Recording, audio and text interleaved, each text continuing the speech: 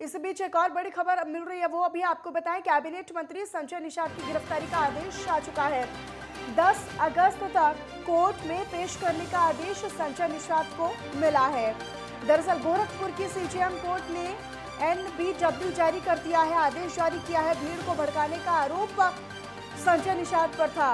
उत्तर प्रदेश के मुख्यमंत्री योगी आदित्यनाथ के मंत्री संजय निषाद की मुश्किलें अब और ज्यादा बढ़ती हुई नजर आ रही हैं, क्योंकि गोरखपुर सीजेएम कोर्ट ने यूपी के मंत्री संजय निषाद के खिलाफ गैर जमानती वारंट जारी किया है।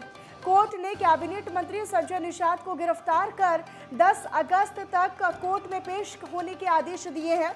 उन पर साल 2015 में निषादों के आरक्षण देने की मांग को लेकर जो आंदोलन चल रहा था, उसी दौरान उग्र होने पर मुकदमा दर्ज किया गया था। संजय निषाद पर भीड़ को भड़काने का भी आरोप है।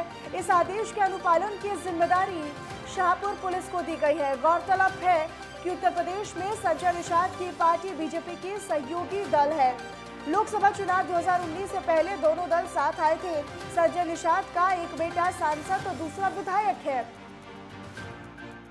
देवेंद्र प्रसाद हमारे सहयोगी फोन लाइन पर जुड़े हुए हैं। देवेंद्र, 10 अगस्त तक कोर्ट में पेश करने के संजय निषाद को आदेश भी जारी कर दिए गए हैं। ताज़ा जानकारी क्या है और इसका कितना असर यूपी में जो जारी सियासत है उस पर पड़ेगा, क्योंकि बीजेपी का एक महत्वपूर्ण दल भी है? देखिए, मैं एक बात क्लियर कर दूं कि संजय निषाद को लेकर फिलहाल काफी राजनीति गर्मा गई है। इसमें संजय निषाद जी को तो 10 तारीख को कोर्ट ने आदेश दिया ही है कि वो जल्दी से जल्दी यहाँ पर पेश हो। इसके अलावा एक चीज जो और भी सामने आ रही है, वो आ रही है अधिकार सेना पार्टी। अधिकार सेना पार्टी और पूर्व IPS भी रहे अमिताभ ठाकुर काफी फेमस रहे हैं और सरकार के बहुत विरोधी है। इन्होंने अभी जल्दी में एक अपना बयान भी जारी किया है। इन्होंने कहा है कि सरकार से कि जितनी जल्दी हो सके संजय निषाद को गिरफ्तार करके उन्हें कोर्ट सामने पेश करें। और इसके अलावा इन्होंने पुराने एक और मंत्री हैं राकेश सचान, उनको लेकर भी बात कही है कि सरकार जिस तरीके से गिट्टी चोरी में सजाए पाए हुए कोर्ट में जो राकेश सचान फरार चल रहे हैं, उनको क्यों नहीं गिरफ्तार कर रही है। सरकार कहीं ना कहीं अपने मंत्रियों को शय दे रही है, ये कोई शक नहीं है। और इसके अलावा कांग्रेस की अगर हम बात करें तो वो भी कहीं ना कहीं इस तरह से सवाल निशान खड़े कर रही है सरकार पर कि सरकार अपने मंत्रियों को शय दे रही है।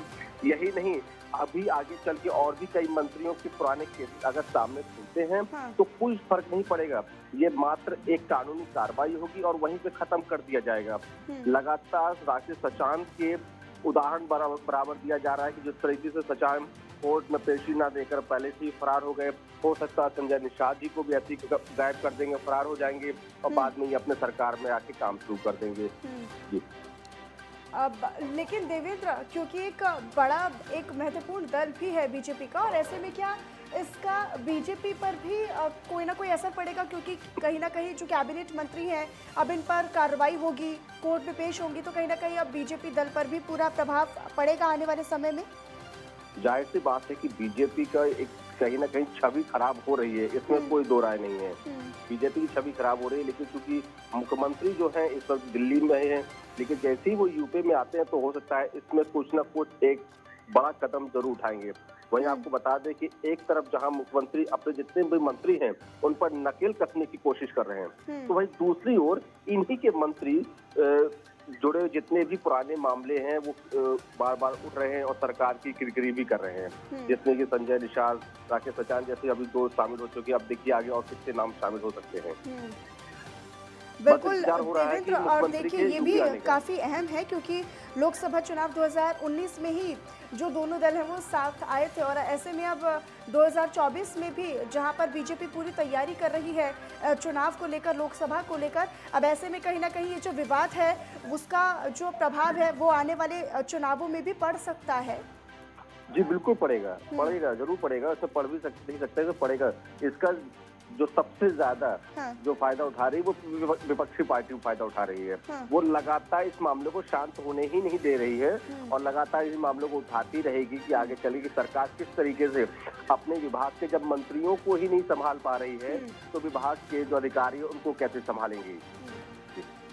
ठीक देवेंद्र, अपनी नज़र लगातार बनाकर रखिएगा। हालांकि ये काफ़ी अहम है और आगे भी आपसे जानकारी लेते रहेंगे। बहुत शुक्रिया देवेंद्र आपका इस तमाम जानकारी और अपडेट के लिए।